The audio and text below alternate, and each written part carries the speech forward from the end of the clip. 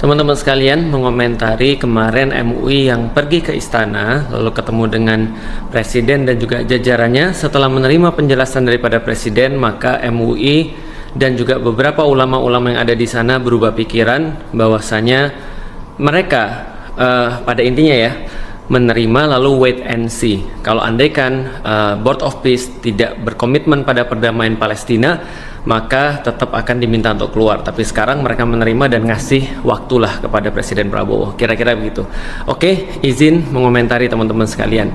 Yang pertama, komitmen terhadap perdamaian dalam tanda kutip yang dimaksud oleh Trump dan dimaksud oleh Netanyahu dan mereka berdua adalah satu grup, itu jelas sudah disampaikan komitmen perdamaian quote and quote-nya itu, yaitu adalah bahwasanya mereka tidak menerima pendirian negara Palestina. Itu yang pertama. Dan teman-teman tahu berapa kali Trump itu memerintahkan agar Amerika memberikan veto terhadap PBB ketika pembahasan Palestina sedang terjadi. Itu kalau aku nggak salah ingat 3 kali. Berarti mereka sudah menunjukkan bahwasanya mereka tidak ada komitmen sama sekali untuk perdamaian Palestina. Dan Netanyahu sudah ngomong jelas dia tidak akan menerima pendirian negara Palestina, dan dia sudah jelas bilang bahwasanya tujuan dia adalah menguasai seluruh wilayah itu. Dan Trump juga sudah memberikan komitmennya dengan memberikan senjata, bantuan apapun yang diperlukan, karena dia sudah jelas berpihak kepada siapa. Yang kedua, teman-teman sekalian, Pak Presiden Prabowo itu sudah nerima bahwasanya dia akan bergabung, dia mewakili Indonesia akan bergabung di Board of Peace sebelum ngomong dengan ulama. Artinya ulama-ulama di MUI sekarang bisa tahu bahwasanya itulah yang kondisi yang terjadi dengan Board of Peace. Sudah ditentukan sama Prabowo, baru minta pertimbangan ke yang lain. Artinya yang lain sebenarnya nggak punya di Board of Peace itu ya, yang lain nggak punya pilihan kecuali ngikutin Trump. Itu aja sih, nggak ada pilihan. Yuk kita bikin, yuk kita rembuk seperti apa nih perdamaian di Palestina. Kira-kira kayak apa sih Palestina tuh harus ada di depan. Enggak, Trump udah bikin konsep.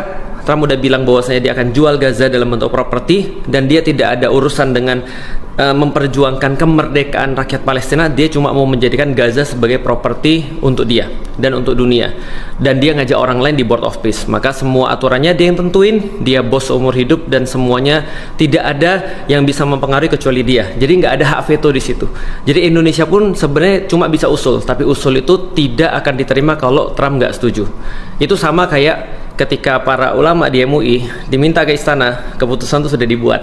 Artinya ya nggak ada gunanya juga sih ulama-ulama ke sana lalu terus kemudian mau mengatakan gini nih harusnya, atau Pak Presiden Prabowo rembuk dulu sama ulama. Enggak sih, tapi itu sudah dibuat keputusan dan ulama harus nerima. Ya itu aja sih sebenarnya. Lalu yang terakhir teman-teman sekalian, balik lagi, kok bisa kalau memang ini adalah kedamaian untuk Palestina, harusnya yang paling banyak membahas tentang ini adalah orang Palestina. Mereka yang ditanya, bukan mereka disodorin proposal, bukan mereka disuruh mengeksekusi atau disuruh menaati sesuatu, tapi mereka yang harusnya banyak diajak ngobrol untuk seperti apa yang mereka inginkan, seperti apa harusnya yang mereka harapkan.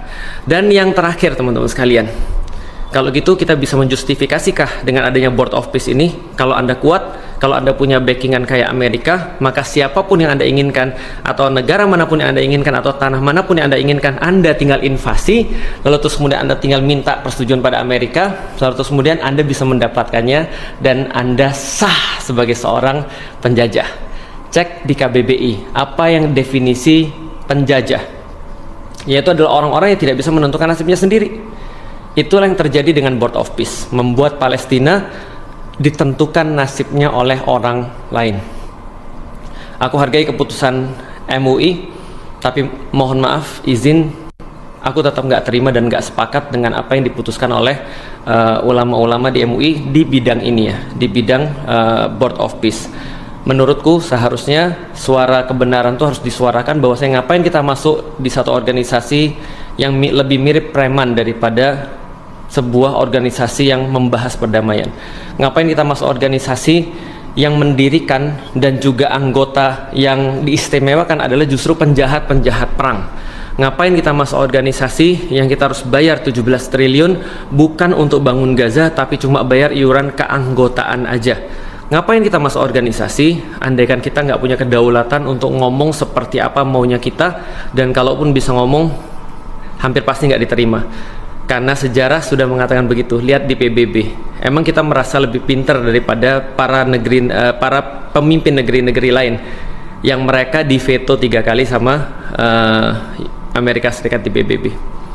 It's your choice. Aku cuma ngajak mikir, cuma ngajak ngasih logika-logika pikiranku. Ya, berbeda boleh, dan mudah-mudahan kita tetap saling sayang, kita tetap saling support, dan tetap bersama-sama untuk mempersiapkan pembebasan Baitul Maqdis yang berikutnya, karena apapun yang terjadi itu janji Allah dan kita tinggal bersiap-siap.